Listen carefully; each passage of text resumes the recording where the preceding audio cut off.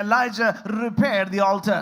ఏలియా బలిపీఠాన్ని బాగు చేశాడు. And he put everything on it. అతడు అన్నిటినీ సమకూర్చాడు. And the Bible says he even poured water on it. ఆ బైబిల్ గ్రంథం చెబుతుంది చివరికి ఆయన ఆ బలిపీఠం మీద నీళ్లను కూడా పోశాడు. And once the altar was repaired, ఒక్కసారి ఈ బలిపీఠం బాగు చేయబడిన once తరువాత order came into place, ఆ స్థలములో క్రమము ఏర్పడిన తరువాత the miracle happened. అద్భుతం జరిగింది. Then the fire of the Lord fell and consumed the burnt sacrifice and the wood and the stones and the dust, and it licked up the water that was in the trench.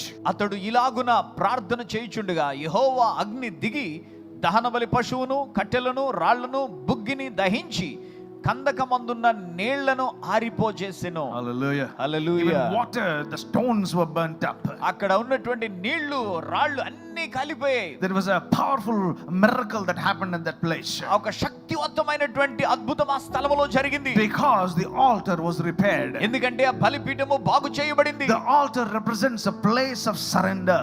ఈ యొక్క బలిపీఠము ఆ సమర్పణ స్థలానికి సూచనగా ఉంది. We cannot expect God to bless you and give you a miracle until you completely surrender.